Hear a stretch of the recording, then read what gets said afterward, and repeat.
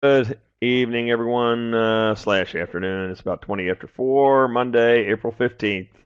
I don't really see much changed on the volatility index.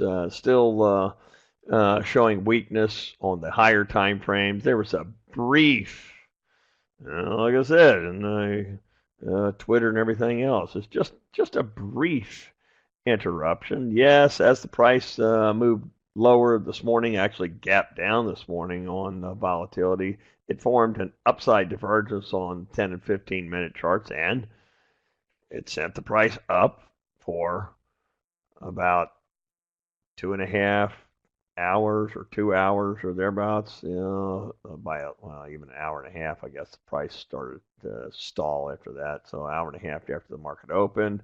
And then, of course, volatility upside divergence puts downward pressure on the market. And there was also a little bit of a downside divergence on the 15-minute chart that you can see. It's pretty descriptive. But don't get, unless you're a short-term trader, unless you're just aching to find every microscopic thing that happens in the market, which, I don't quite understand, unless you're of that extreme short-term focus, then this stuff really doesn't have much to do with any of the things that we're doing.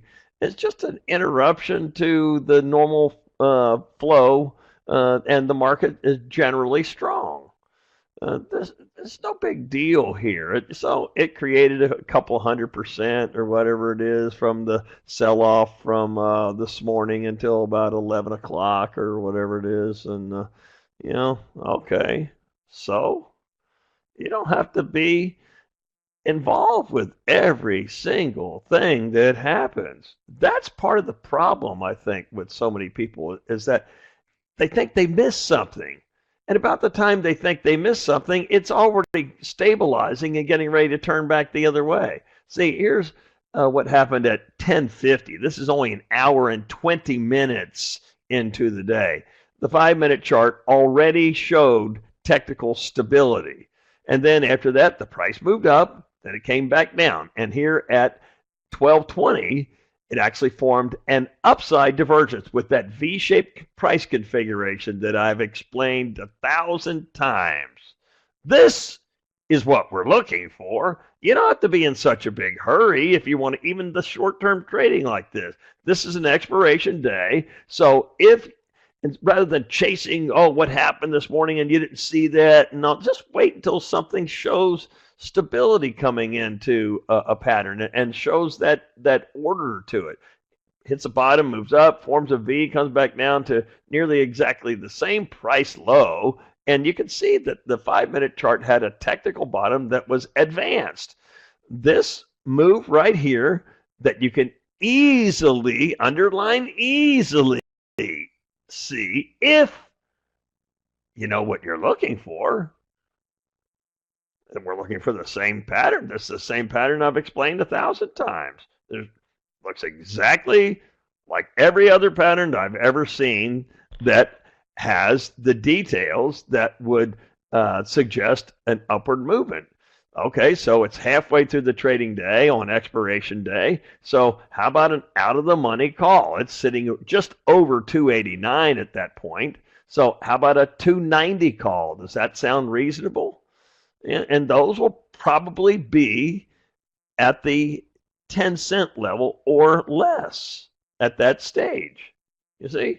So all you have to do is look. You have the pattern you need. So if you're bent on short-term trading, which I don't know why so many people are all caught up in all the short-term trading, honestly, but if you are, then there is an opportunity to make, I don't know, a few 100%.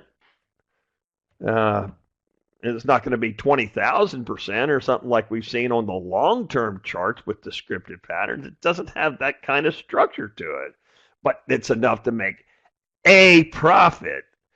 It's not going to, make you rich unless you put $200,000 into it, then you might turn it into a million in a couple of hours or something like that. But it'll definitely create a profit. And so if that's all you're interested in, then do it.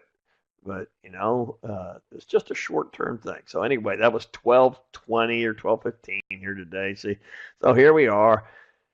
These are the 290 calls. They were trading for about a nickel or 6 cents. You see the price over here on the left hand or the right hand side over there, about 6 or maybe 7 cents or something like that, or down here as low as a nickel. And then by 2:05, about an hour and a half later or so, they were up to 20 cents. So you're talking about 3 or 4 times your money. Nothing earth-shattering, but it certainly had the technical configurations to put the price into motion in the direction that's already the path of least resistance to the upside, and then volatility rolled over, turned down, so that definitely validated it. And then along with that, you also have, if you look at some of the Dow components, some of the things that have been strong, you take, for instance, like Boeing. Okay, it started showing stability here at 11:35. So that was lifting some of the downward pressure off. Goldman Sachs looks like it was pretty much weak most of the day, but at that time at 12 something, there was a little bit of technical upside pressure on it that helped lift the price up on Goldman. 3M is a cyclical stock, so here at noon, it started to change and everything a little bit as well. So these are just validating characteristics. So anyway, just trying to let you know to what to pay attention to. Anyway, talk to you guys later. Have a nice night.